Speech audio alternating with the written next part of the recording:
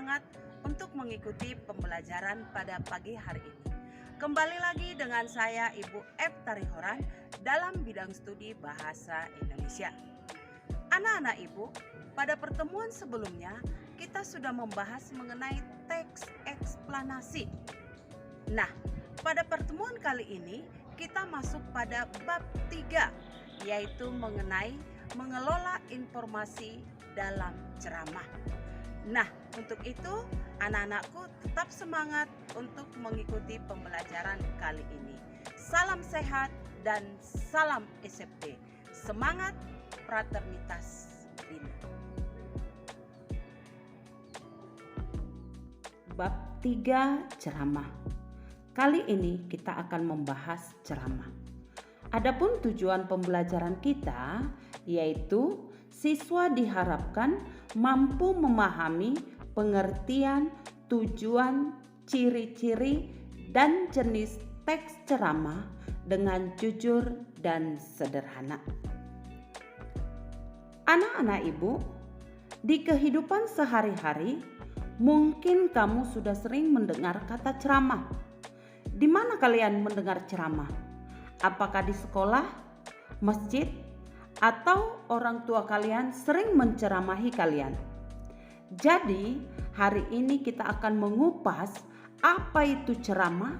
Seperti yang kalian ketahui atau kalian bayangkan, ceramah itu pasti berbicara di depan banyak orang.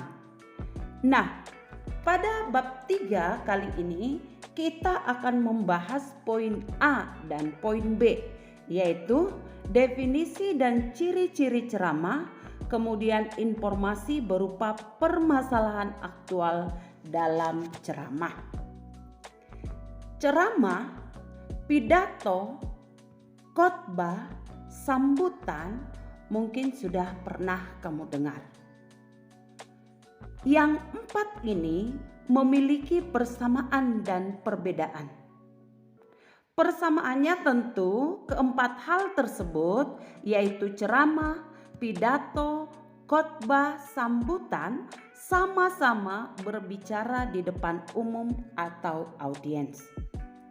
Kemudian perbedaannya, kalau pidato itu merupakan si ibu dari ceramah, khotbah dan sambutan. Maksudnya adalah kalau kita bayangkan, pidato itu merupakan lingkaran besar. Lingkaran besar tentang berbicara di depan umum. Sedangkan ceramah, khotbah dan sambutan merupakan anak-anaknya atau jenis-jenis dari pidato tersebut. Nah, perbedaannya adalah kalau ceramah topiknya sangat beraneka ragam. Contohnya ceramah pendidikan, norma-norma, kesehatan, dan lain-lain. Sedangkan kalau khotbah itu biasanya bertemakan keagamaan. Dan sambutan biasanya dilakukan sebelum dimulai suatu acara. Jadi sambutan itu bagian dari susunan acara. Nah, anak-anak Ibu, sekarang apa sih ceramah itu? Nah, ceramah adalah kegiatan berbicara untuk menguraikan suatu topik tertentu atau pengetahuan di depan pendengar atau audiens. Adapun ciri-ciri ceramah, yang pertama biasanya disampaikan oleh seseorang yang memiliki keahlian dalam bidang ilmu tertentu. Yang kedua, menginformasikan topik yang dapat memperluas pengetahuan.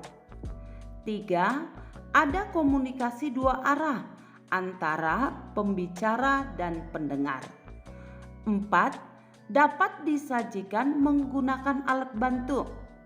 5, ceramah memiliki objektivitas dan unsur-unsur yang mengandung kebenaran. Dan yang terakhir, ceramah harus dapat menghidupkan suasana. Itu bagian yang pertama. Nah, bagian yang kedua yaitu informasi berupa permasalahan aktual dalam ceramah. Nah, ada terdiri dari 3 bagian. Yang pertama, informasi dan permasalahan aktual dalam ceramah. Yang kedua, jenis-jenis informasi. Yang ketiga, tanggapan terhadap informasi dan permasalahan aktual dalam ceramah. Nah, anak-anak Ibu, yang pertama adalah informasi dan permasalahan aktual dalam ceramah. Informasi merupakan pemberitahuan atau pemberian kabar tentang sesuatu. Pokok-pokok isi informasi bisa didapat dengan memperhatikan unsur-unsur 5W atau apa, siapa, kapan, di mana, bagaimana, dan 1H itu adalah bagaimana, mengapa, dan bagaimana dalam penyampaian informasi. Permasalahan aktual adalah sebuah peristiwa yang betul-betul terjadi dan sedang menjadi pembicaraan banyak orang. Cara memahami informasi dapat dilakukan dengan cara berikut. Yang pertama, menyimak ceramah yang didengar dengan seksama. Yang kedua, mencatat informasi yang menarik dalam setiap paparan dalam ceramah. Yang ketiga, menyusun informasi yang menarik dalam bentuk kalimat atau paragraf. Ada beberapa informasi yang disampaikan. Jenis-jenis informasi yang disampaikan ketika berbicara, yang pertama adalah berdasarkan fungsi dan kegunaan. Yaitu yang pertama, informasi yang menambah pengetahuan. Yang kedua, informasi yang mengajari pembaca. Yang ketiga, informasi yang hanya menyenangkan pembaca atau bisa dikatakan sebagai hiburan atau fiksional. Jenis yang kedua adalah berdasarkan format penyajian.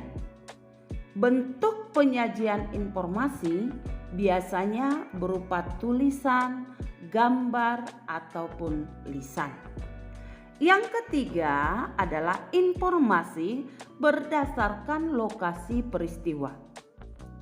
Informasi berdasarkan lokasi peristiwa dapat dibagi menjadi informasi daerah, informasi nasional, dan informasi mancanegara. Berikutnya adalah informasi berdasarkan bidang kehidupan. Bidang-bidang kehidupan tersebut antara lain pendidikan, olahraga, musik, sastra, budaya, dan iptek. Nah, berikutnya adalah jenis informasi berdasarkan kepentingan. Jenis informasi berdasarkan kepentingan itu yang pertama, informasi yang menyangkut keselamatan dan kelangsungan hidup pembaca. Yang kedua, informasi yang menyangkut perubahan dan pengaruh pada kehidupan pembaca. Nah, berikutnya adalah informasi berdasarkan penyampaian.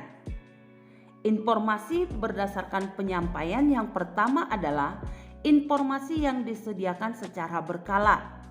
Yang kedua, informasi yang disediakan secara tiba-tiba. Yang ketiga, informasi yang disediakan setiap saat. Yang keempat, informasi yang dikecualikan. Yang kelima, informasi yang diperoleh berdasarkan permintaan.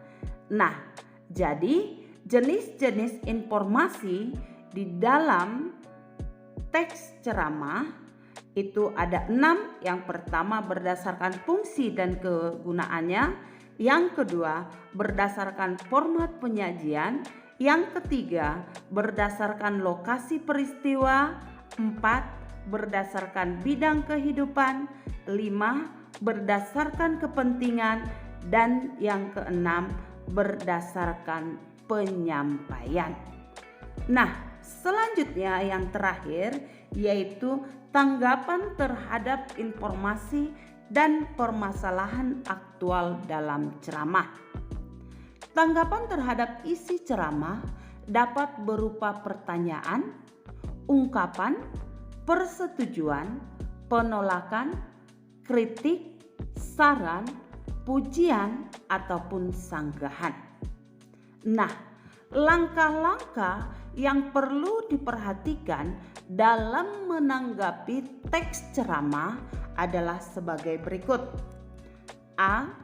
Menyimak ceramah yang didengar dengan saksama sehingga bisa menangkap informasi secara utuh. B. Mencatat pokok-pokok isi ceramah. C. Memberikan tanggapan terhadap materi ceramah baik berupa kritik, saran, sanggahan, pujian, persetujuan maupun penolakan. Tanggapan tersebut harus disertai alasan dan bukti yang logis. Nah, anak-anak ibu, dari penjelasan tadi, anak-anakku sudah paham mengenai apa itu ceramah atau informasi dan permasalahan aktual dalam ceramah, jenis-jenis informasi dan tanggapan terhadap informasi dan permasalahan dalam ceramah. Nah, untuk pertemuan kali ini kita akhiri. Silahkan kamu baca atau kamu kerjakan tugas yang sudah Ibu sediakan di kolom classroom.